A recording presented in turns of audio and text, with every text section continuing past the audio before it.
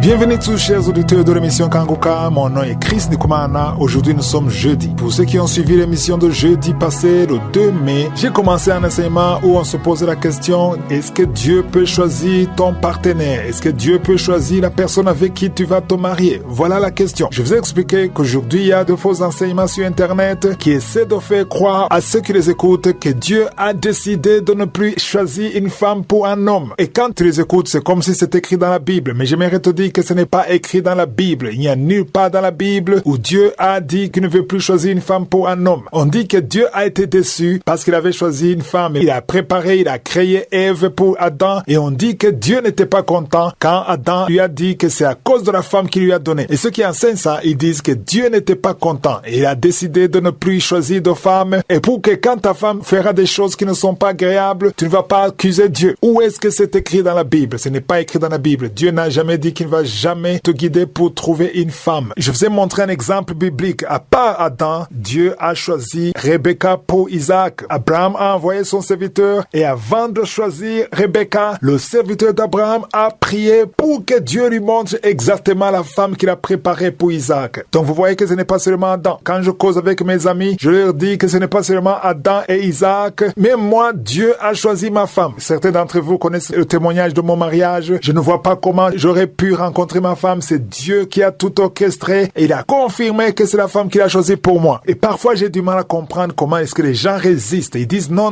Dieu ne peut pas choisir, je vais choisir moi-même. Comment est-ce que tu peux te faire confiance? Toi-même, tu ne te connais pas entièrement. Dieu te connaît plus que tu te connais. Je suis d'accord que tu as des préférences. Il y a ceux qui veulent une femme élancée, une femme qui a un teint comme ça. Tu as des préférences, il y a des traits que tu veux, il y a l'âge que tu veux. Il y a toute cette liste. Il y a beaucoup qui ont des listes. Mais j'aimerais te dire que tout ce que tu préfères chez une femme, tout ça est lié à ce que tu vois. Tu es limité. Il y a des choses que tu ne vois pas. Tu peux parler de la beauté physique, tu peux parler du comportement, tu peux parler de l'attitude. Mais il y a des choses que tu ne vois pas qui sont cachées, que seul Dieu peut voir. Voilà pourquoi il faut faire confiance à Dieu. Et surtout, c'est Dieu qui connaît ton avenir. C'est Dieu qui connaît le plan qu'il a pour toi. Je ne comprends pas comment est-ce que les gens peuvent dire qu'il faut faire confiance à Dieu en toutes choses. Il faut tout confier entre les mains de Dieu, sauf le mariage. Comment est-ce que tu vas confier tout entre les mains de Dieu, mais tu ne veux pas confier ton mariage entre les mains de Dieu? Si Dieu dit qu'il connaît les projets qu'il a pour toi, il faut lui faire entièrement confiance. On a vu qu'Abraham n'a pas voulu que son serviteur choisisse la femme de son fils parmi les femmes cananéennes. Il ne voulait pas que son fils épouse une étrangère. Pourquoi? Parce que les étrangers priaient des idoles. Et il ne voulait pas que son fils soit attaché à une femme qui prie des idoles. Parce que quand tu es attaché à une femme qui prie des idoles, l'esprit qui est dans cette femme peut te contaminer. C'était pour protéger son fils. Quand tu dis ça, il y a si tous les incroyants, ceux qui ne sont pas sauvés, ils disent que vous les chrétiens, vous êtes d'extrémistes, c'est de la division, mais ce n'est pas de la division, c'est de la révélation. Parce que c'est très important qu'un couple ait la même foi. Quand vous avez la même foi, vous avez une même fondation et c'est bénéfique pour vous deux et ça sera aussi bénéfique pour vos enfants. Rappelez-vous que je vous ai dit que cet enseignement est adressé particulièrement aux célibataires. Si tu es marié, tu t'es marié d'une façon ou d'une autre. L'homme avec qui tu es marié, c'est ton mari. La femme avec qui tu es marié, c'est ta femme. Ne tombe pas dans le piège parce qu'il y a d'autres enseignements, d'autres doctrines où les hommes disent qu'ils se sont trompés. Ils disent la femme que j'ai épousée, je n'ai pas prié, maintenant je prie, je me sépare avec elle et je prie pour avoir la femme de l'alliance. Ce sont de faux enseignements. Devant Dieu, même s'il est païen, c'est ton mari. Même s'il est païenne, c'est ta femme. Ne cherche pas une autre femme, c'est elle ta femme, c'est lui ton mari. Si tu vas épouser une autre femme, tu tomberas dans le péché d'adultère. Tout ce que tu peux faire, c'est de prier pour lui, pour que Dieu lui ouvre les yeux afin qu'il donne sa vie à Jésus, parce que c'est lui qui est ton mari pour le moment. Si on retourne dans Genèse chapitre 24, versets 12 à 14, on voit comment le serviteur d'Abraham a prié avant de choisir Rebecca. Au verset 12, il a dit, Éternel, Dieu de mon Seigneur Abraham, fais-moi, je te prie, rencontrer aujourd'hui ce que je désire et use de bonté envers mon Seigneur Abraham. Il a d'abord prié et on voit bien qu'il a demandé un signe. Il a dit, la femme à qui je vais demander de l'eau, qu'elle me propose aussi de l'eau pour mes chameaux. Et c'est ce qui s'est passé. Il y avait beaucoup de filles, mais il était conscient que parmi toutes ces filles, il y a une seule fille que Dieu a préparée pour Isaac. Toi qui es célibataire, tu ne devrais pas épouser n'importe qui, mais il y a une fille que Dieu a préparée pour toi. Et toi qui es une fille, il y a un homme que Dieu a préparé pour toi. Je vais continuer à en parler jeudi prochain.